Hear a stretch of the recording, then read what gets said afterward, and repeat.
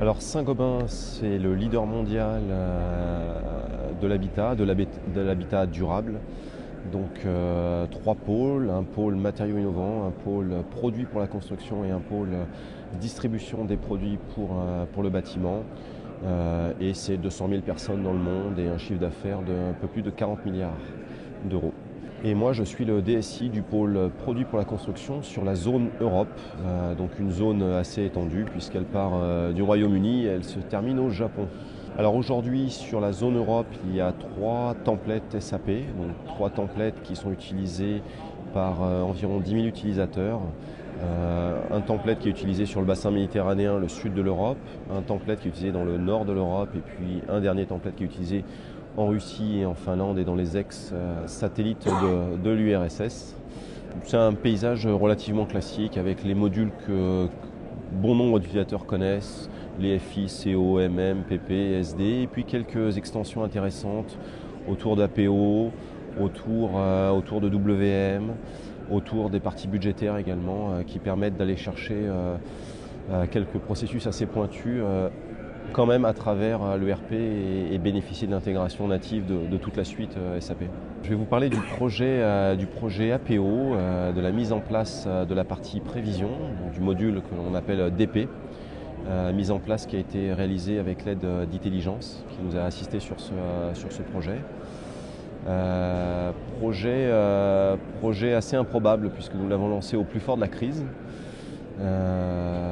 Mais qui était réellement rendu nécessaire parce que la crise a engendré une certaine volatilité de nos volumes de vente. Il faut savoir que la crise des subprimes a explosé à peu près à l'automne 2008. 2009, le marché de la construction sur tous les pays un peu matures s'est vraiment effondré avec des baisses pouvant aller jusqu'à 50% de chiffre d'affaires dans certaines zones.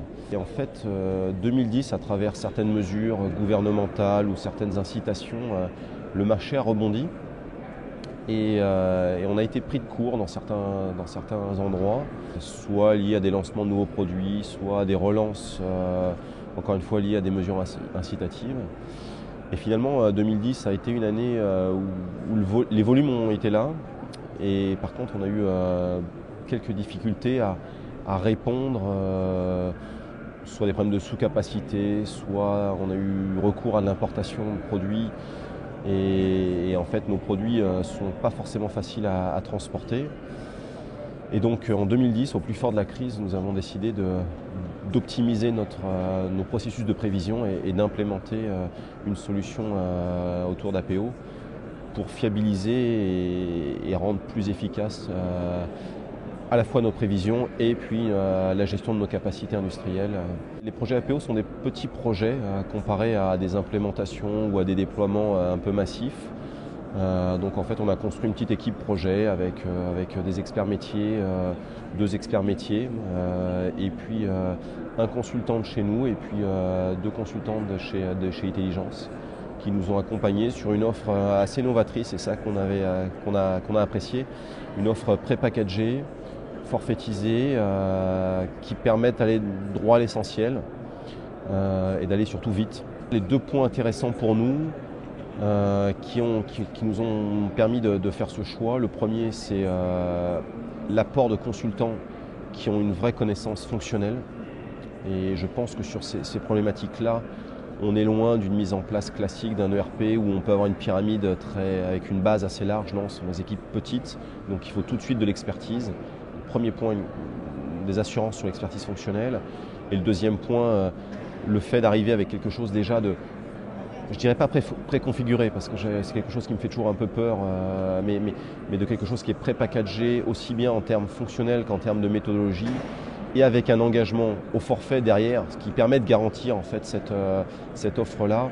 Voilà, ce sont les deux piliers qui nous ont fait choisir cette approche-là. Le premier bénéfice que je vois, c'est que le projet a respecté son engagement de délai, son engagement de livraison de processus fonctionnels. Donc déjà au sein de l'entreprise, alors, on n'a pas cette culture de projet qui ne finissent jamais, mais on est toujours vigilant à ce que ça n'arrive pas chez nous. Et donc, voilà, c'est de nouveau un projet qui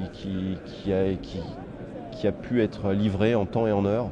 Donc ça, premier impact, ça veut dire que les liens forts qu'on a avec les équipes métiers perdurent et cette confiance, cette crédibilité des équipes informatiques demeure et ça nous permettra à la fois d'aborder la phase de réglage avec de la sérénité et puis d'entamer la construction des prochaines briques fonctionnelles puisque voilà, une fois qu'on a les prévisions, on sent bien que derrière, il y a d'autres sujets qui vont découler de source, je dirais.